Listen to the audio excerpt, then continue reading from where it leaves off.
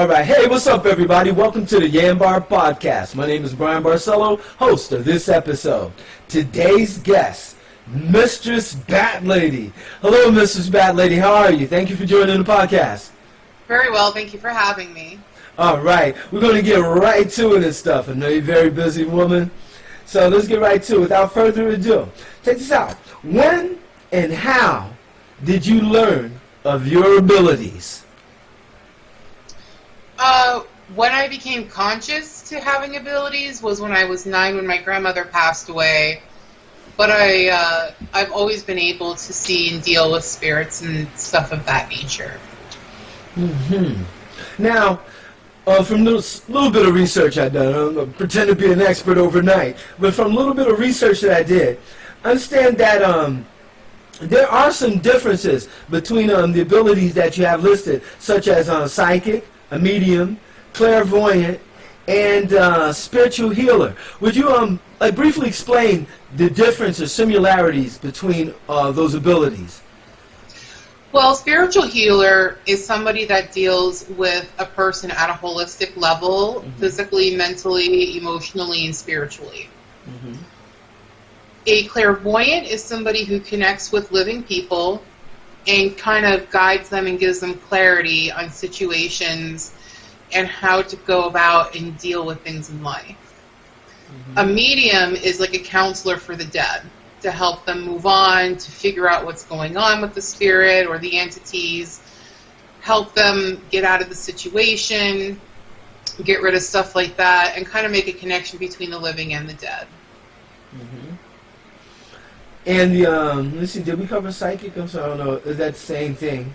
Well, psychic is kind of like a broad term. It's like an umbrella where everything kind of falls. Like you can be psychic and be like, I know it's gonna, you can just not make an assumption. I see what you're saying. Psychic. Understood. Thank you for clearing that up. Now, all right, the fan questions. Actually, that one was a fan question too. Now, the second one is also a fan question. Notice that you mentioned spirits. Now, the people wanted to know, is this safe for everyone that's involved? I mean, for yourself, for any client person that you may be working with, and even for the spirits. Could it be harmful to anyone involved? Absolutely. There's risks, lots of risks, from as extreme as you can die to just being irritated and just continuing to have issues. You're assuming a responsibility when you're meddling with magic and meddling with spirits. Especially when you're trying to either attract or banish.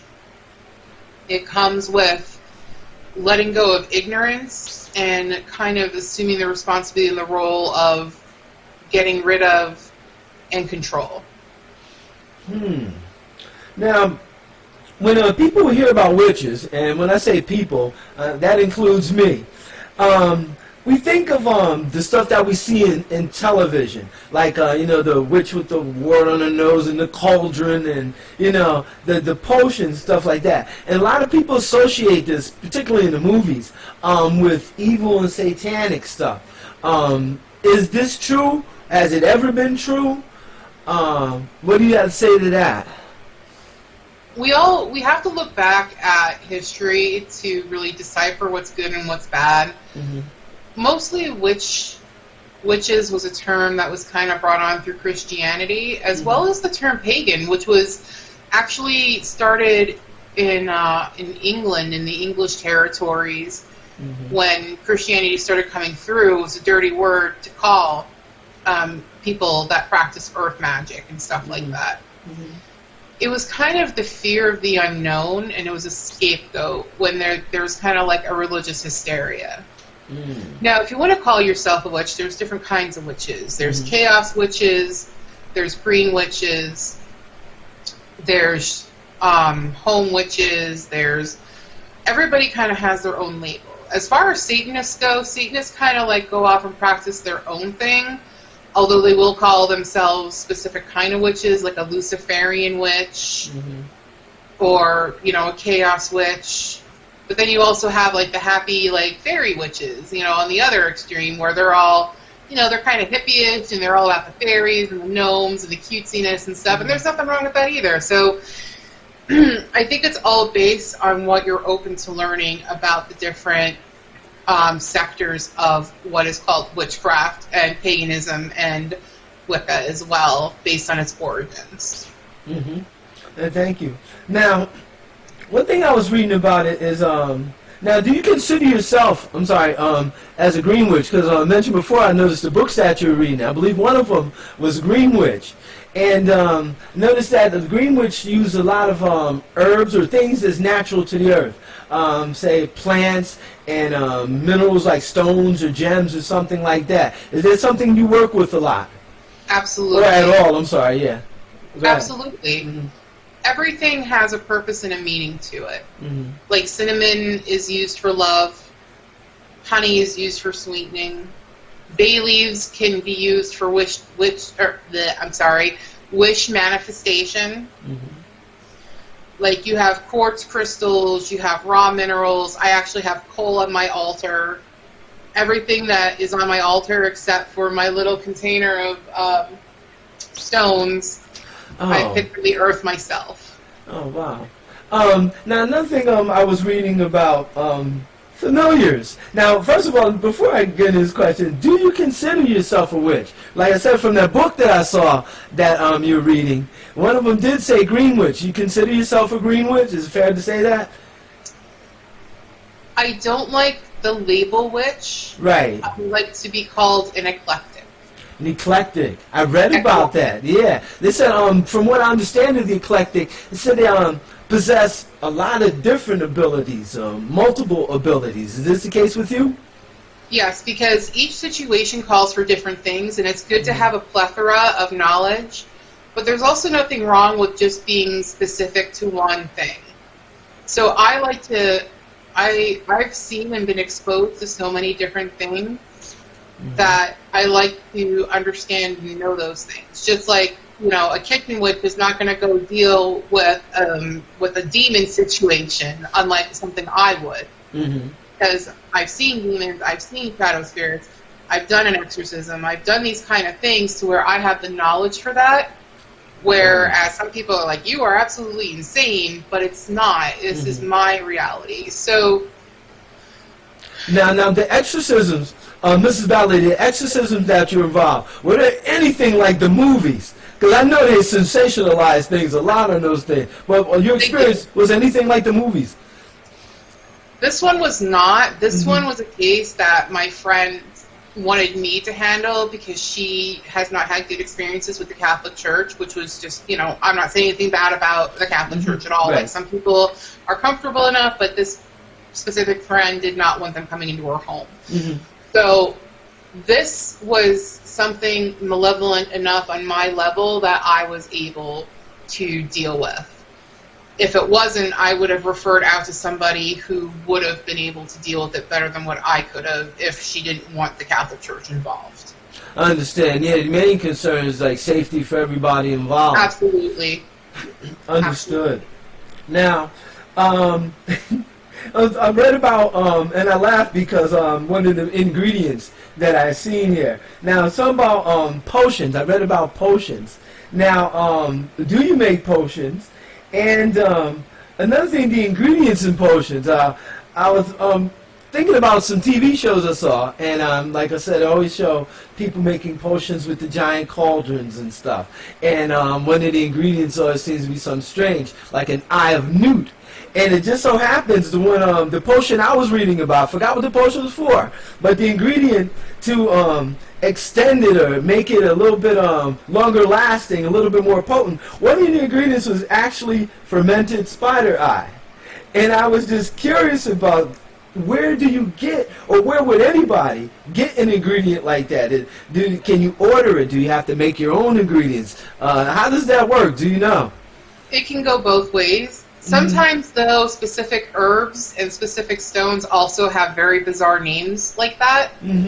I've read a book about old school grimoire, and some of that stuff was extremely toxic, and no wonder they were hallucinating like crazy. But A lot of potions can be something as simple as hosting an event and making some mulled wine for the holidays to create a warm ambiance and things to go happy and well, all the way to making a specific kind of honey to like maybe sweeten your relationship with your husband, to full-blown like poison if you really want to go that far. Ooh, yeah. Now, so it depends on the person, the need, and what's available. A lot of old school potions are not being made just because of how poisonous they are and that you cannot access those items anymore.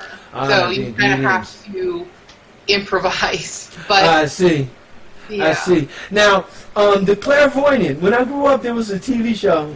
I'm not aging myself, dating myself. There was a TV show called The Sixth Sense. I think they made a movie out of it with Bruce Willis. And there was I think there was a kid in there, if I understood the movie correctly, that had the ability to see people who had passed away. Now, as a clairvoyant, I assume that you had this ability also.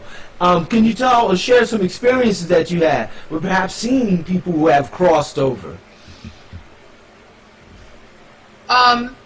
I've seen, growing up, in my house, I've seen a lot from a woman who walked from the bathroom to the downstairs through my bedroom door every night and telling my parents, and they're like, that's nobody, to when I was 13 finding out my great-grandmother passed away in that bathroom and I found a picture and it was her, to I went to the 9/11 site. I can't go there.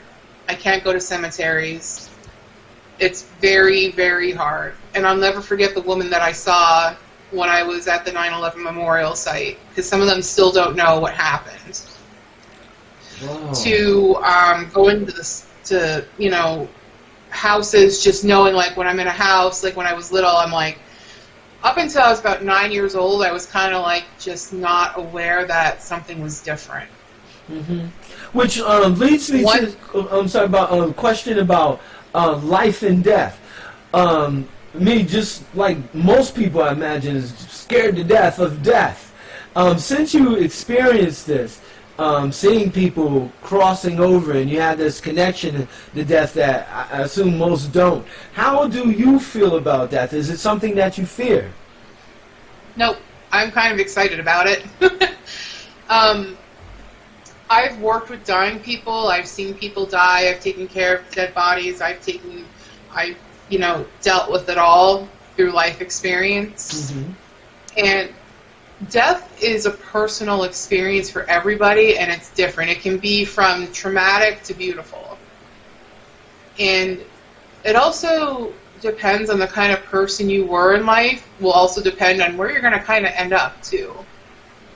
And the circumstances of your death.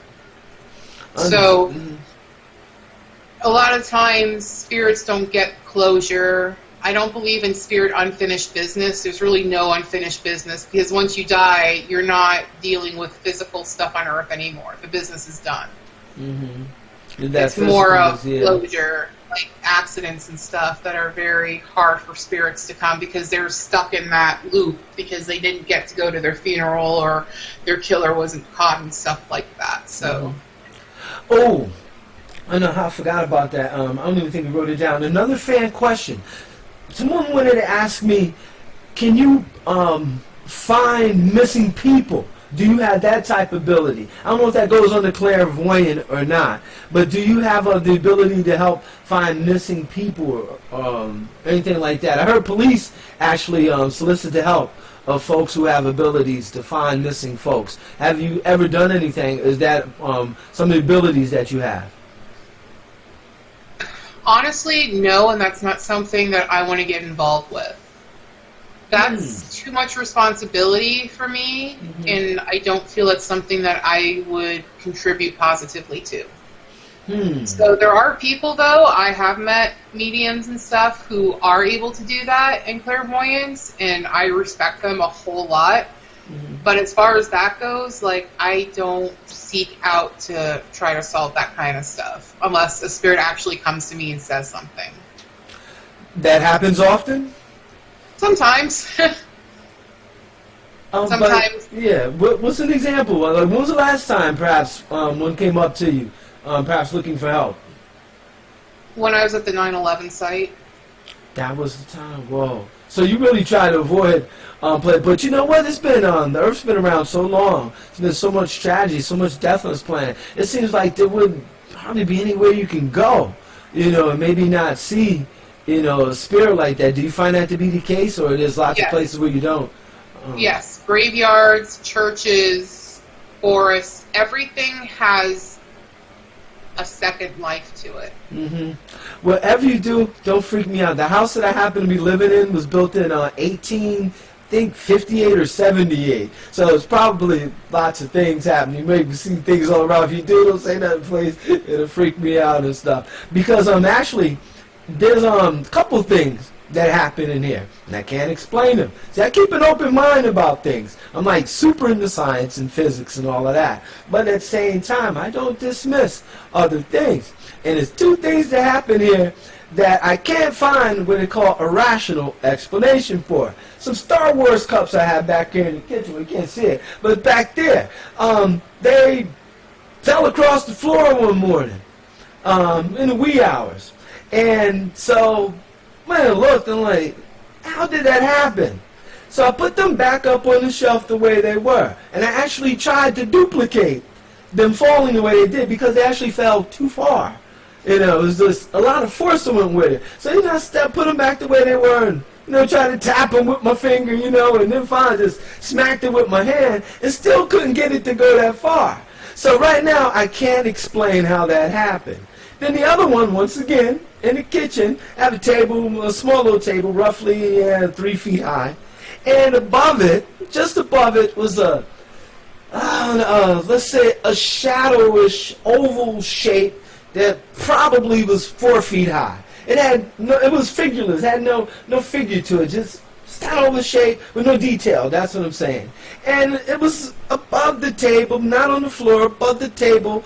And like, maybe my imagination, maybe it was the shadows or something. It wasn't the wee hours of the morning, so perhaps that's what it was. But like I said, even in this home sometimes I think I see weird things and stuff, So, and like I said, this house is built in the 1850s, or 1870s, so there's no telling what happened. This whole area is historic, as they call it, So there's no telling what happened. So imagine if you were to come into an old home like this and stuff, so many things happen in there. There's probably a good chance of something happening. Now, the two experiences that I told you about, my imagination, or could have been something else going on? It could definitely be something else going on, but as long as you feel safe, I don't think that there would be anything for alarm. Mm-hmm. Sometimes you just got a poltergeist. Sometimes you just get mischievous spirits. We all have met mischievous people. Yeah. When it starts becoming intrusive and it starts inhibiting your physical and mental health is when I really feel like you need to really kind of be like, all right, something isn't right. Right. Now, sorry, go ahead. I've gone to sites where people were like, I'm so tired of the spirit. They keep slamming the basement door. I don't like this. Like, I keep hearing coughing and blah, blah, blah. And I went, and it was an older man who lived there. And I asked him, I'm like, what do you want? He goes, I want my paper, I want my cigarette, my coffee. So I told him, I'm like, every morning, leave out a cigarette, a cup of coffee, and the newspaper for him. And once they started doing that, the incidents in the home kind of like dissipated. Yeah. You still think about it though, that's still their home. Yeah. I get that. I can see that. Now, whatever here happened, like I said, I don't know. Exactly. Are you sure you're not Star Trek fan spirits? I don't know, but I love Star Trek, by the way. I have no idea. But I don't feel any like evil intent or anything towards it and stuff, And then the incidents, they were spaced out I think years, if I recall correctly. But still, I think about these things and I try to find rational explanations. One time, on my counter, this is in Florida somewhere, on my counter, we're in Albany, New York, by the way, doing the interview, but on my counter, I saw a glass slide. And, you know, it was from the corner of my eye, and I'm like, whoa. And so I'm looking for a rational explanation now, you know, first and foremost. It took me a while to figure out what happened. It was the condensation, you know, from the glass of underneath just allowed it to slide. The table had a slide angle, right? But, you know, but at least that one I found out what it was because I duplicated it. You know, kind of pushed it back in its position, just watched it. Sure enough, it moved back. I was like, so maybe that's what it was, the condensation. But this one in here, with those Star Wars collectible cups of glasses, whatever, don't understand how they flew off. At least not that far. Like I said, when I tried to duplicate it, I stacked them back and just tapped it. You know, and then pushed it to make it fall. And they just pretty much just fell in front. But the first time, more like flew. Because, you know, the distance, I'm like, wow. Now that right now I still can't explain. To me, it's like, I yeah. think So it's healthy to try to debunk. Pardon me? I think it's very healthy to try to debunk things. Mm-hmm. I think that we need to find that logic before we start making ourselves crazy. Especially, like, when I deal with people with mental health who are very paranoid and very engulfed. Mm-hmm. Sometimes we need to figure out, like, okay, is this person really having these issues, or is there something much more heavier going on? That's a good point you bring up, yeah. Glad you mentioned that. So, like, I do try to allow people to debunk things themselves. Like, I'll ask, like, so when did it start? What have you done? How did you try to debunk it? Do you have evidence? Can you show me? You know, that kind of thing. Because I really don't want to give somebody, like, scare somebody. Exactly. Unless there's something really serious going on where I've walked into a house of hell before and I'm like, no. Like, literally, like, no. Like, I'm not going in this house. Because I already know, even before I stepped in there, like, the energy that I get. I'm even getting goosebumps right now, like, thinking about that house. Ooh. But there's some places I will not go because of my safety, and sometimes spirits will go berserk when somebody like me comes to that environment because they know they see me as a threat. Mm-hmm. Now, so, I'm sorry, go ahead. No, go ahead. Well, when people speak about psychics, one thing I hear a lot about is, well, just answer this. Can psychics, say, predict lottery numbers? Do they have that ability to? No. You can't do anything like that. No horse racing, nothing like that. If they think they can, they are. We cannot predict anything in full. So, like, I read tarot cards. Mm-hmm. Okay? Tarot cards are a tool that is used to help you understand and deal with the situation that is presently happening so that I can guide you to the best possible outcome you can make for yourself and see what obstacles are there and what your strengths are. Mm-hmm. So let's say you're going through a pretty messy divorce. Well, I'm going to look at that and I'm going to see what the cards have to say, and then we'll go off of that to see what they're recommending you do. What you choose to do is not what is going to happen. Now, some people say that demons can actually predict the future, but they cannot. However, they are very intelligent, just like angels are very intelligent. Mm-hmm. They cannot predict anything, but they can make very good mathematically calculated guesses to the most probable thing, just like artificial intelligence. Mm-hmm. So, if anybody says, I'm predicting the future and I know what's going to happen, I'm going to be like, I'm really going to be very cautious about that person, because anybody who's that confident is scary to me. Mm-hmm. They're the ones that aren't in it for the real thing. They're not really there to help people. Mm-hmm. They're the ones that are toxic. Okay. Now, Mistress Bat Lady, where can people find you online to contact you about your services? They can contact me through my personal Facebook. I do have a group called Come As You Are. You can find me on Instagram as Mistress Bat Lady, but I must warn you, please be 18 plus.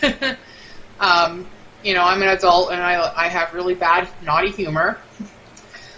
You can find me on Etsy as Bat Business. It's all one word. You can contact me via email as asbackdoor5@gmail.com. You can contact me any way that you feel comfortable, and I can work with you in any way but chat, like chatting like through texting. I don't like that. I like to talk to the person. I can meet in person. I can, video chat, talk on the phone, stuff like that. But texting and stuff is something that I don't like to do. Is there any charge for an initial consultation? No, not for the consultation, and a consultation is not a reading. So don't, when you come to talk to me, I'm very open. There's no time limit set for a consultation. So the consultation is free. I'll listen to you, and then I'll make a recommendation. So if it's a recommendation I make that isn't something I can accommodate, I do know people that I can recommend you to go to for services. Oh, you know what? For some reason, that triggered something in my mind. Have you ever heard of I might be pronouncing it wrong. It's either Casadaga or Casadega. It's a town in Florida. No, I haven't. Oh, this is interesting. The reason why I mention it, I lived, in Sanford, Florida, which is, I don't know, maybe a half an hour or so, if that. Maybe about 20 minutes from Casadega. Basically, this whole town is psychics. The whole entire town, mayor, police force, librarians, everybody, all the houses there have signs, psychics. And I was just wondering, have you ever heard of that place, or you ever plan on visiting or something like that? It was a beautiful thing. Now, one thing that happened, the person that asked me to take them there, because I never knew about it, so they asked me to drive them there. And this is actually when I was living in Ocala. Just so happens I moved near it. But anyway, we drove there, and I was just amazed. The whole town filled with psychics. And anyway, what happened, I got in trouble. Friend came out, heated. I'm like, what's wrong with you? He said, the psychic told me what you were going to do. I'm like, what? What did I do? So anyway, it was a very uncomfortable ride back home, driving everybody home and stuff. But yeah, I just thought it was a wonderful thing just to see this entire town. I never heard anything like that, never saw anything like that before. Whole entire town dedicated to psychics and stuff. It's just a beautiful thing.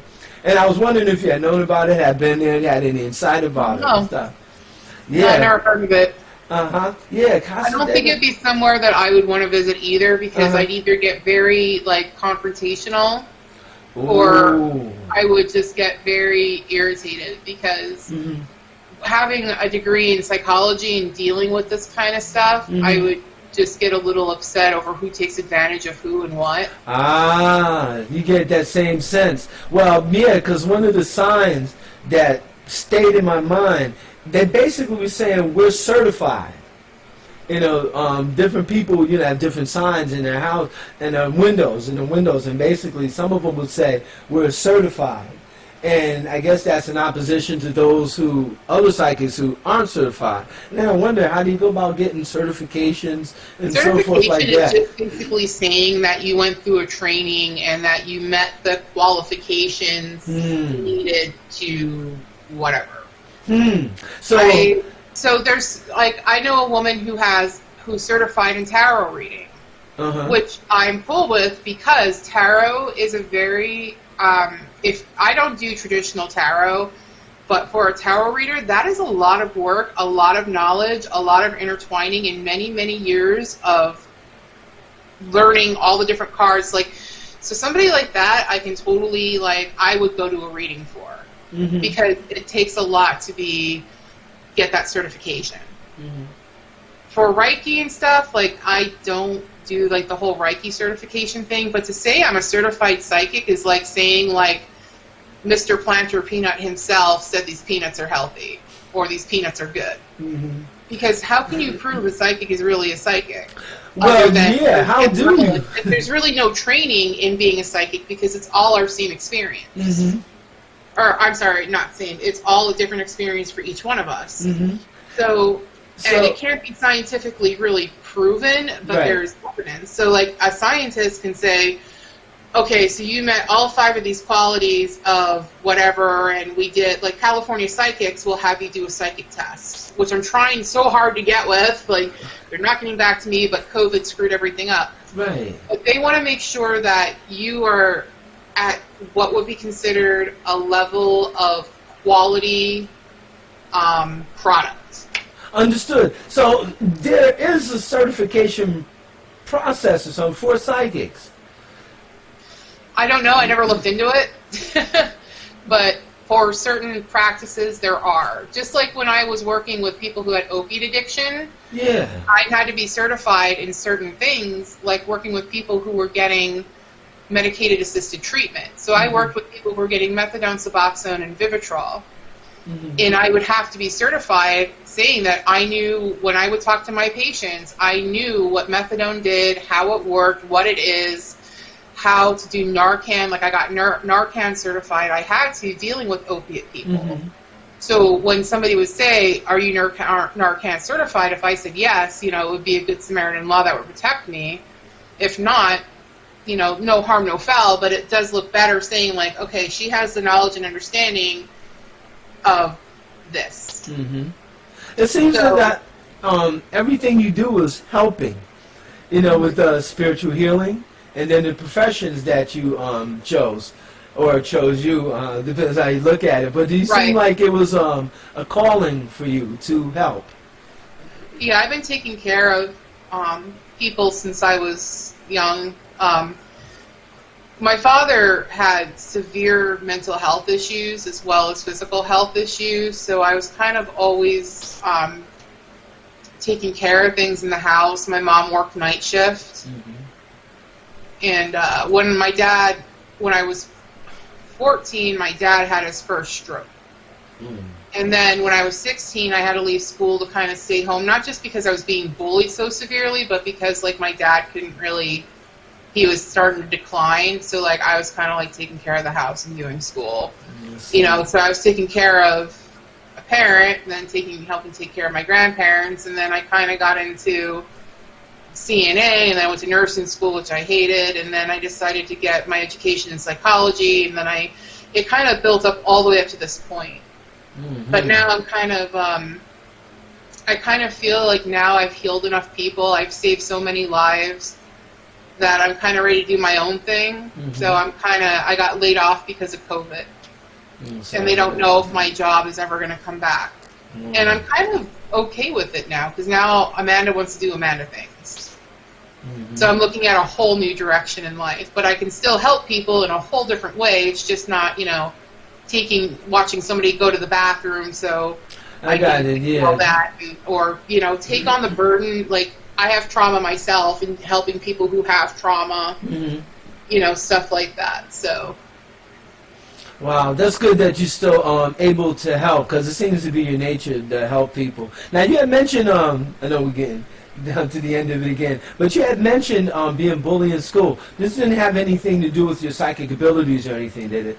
I was weird. Like, I'll admit, I was a weird kid. Like, I was a goth kid. I can relate to that. Go ahead. You know, I was very overweight, but I was overweight because I ate to cope with my abuse. My father was extremely abusive, and that was the only way I coped. So I was bullied for my weight. I was bullied for being weird and all this other stuff. And then I got bullied in, like, my early adulthood, getting prank calls and called out and made fun of. But, like, that doesn't bother me now. Like, I look back, and some of my bullies are actually, like, friends of mine now. I'm like, I don't care. We were, like, 14. Kids are naturally cruel, you know. But yeah, it wasn't abilities. I'm sorry, what? But I'm sorry, yeah, it wasn't because of the psychic or clairvoyant things. I thought maybe you had let on the kids in school about the abilities that you had. Were they aware of that? Yes and no. My friends that I did have were supportive and curious, but I was young and dumb, so we would do things that you're not supposed to do. But kids, yeah. When people would find out, like my bullies, like they kind of really weren't even like, they didn't care about that. It was my weight that they just wanted to pick on. Wow. Unless like they really wanted to like really try to make me seem crazy, but like nobody really ever attacked me like that until I became an adult. Wow. And Yeah. when I just kind of like always steered away from that, because if you're going to come into my life just to make fun of me, like, I'm just not going to bother with you, because there's no better power in any kind of form of magic and witchcraft than detachment and walking away and ignoring. Right. And that's good advice for a lot of times dealing with knuckleheads, putting it lightly. Now, once again, Mistress Bat Lady, I appreciate you for taking time to do this podcast. I'm going to sign off right now. But before we do, any words that you'd like to leave the people with, anything you'd like to tell them, anything you'd like to share with folks before we end the interview? Don't meddle in things if you don't understand what you're doing. Please contact me or somebody that is like me. What you put out will continue and keep coming back to you. And be very open-minded to everybody you meet. Whether they're smelly or gross or whatever, make assumptions about people once you get to know them. I'm not saying you need to be friends with them. I'm not saying that you need to understand or be empathetic, but sometimes I think we need to hear other people's stories to kind of grow and reflect and understand our stories. Mm-hmm. You know, you sum up the YanBar Podcast eloquently. That's what we pretty much what we try to do here, to listen to people and see what they have to say and be open-minded. And I thank you so much, Mistress Bat Lady, for joining us. And please come back again. Definitely. I'll always be here. Thank you. One moment. Everybody, once again, it's the end of another YanBar Podcast. We thank Mistress Bat Lady for joining us, and thank you guys for joining us. Don't forget to check out our previous YanBar Podcast guests. And always remember that the YanBar Podcast is a place where you make it happen. Once again, I'm Bryan Barcelo. Out here. Peace, everybody.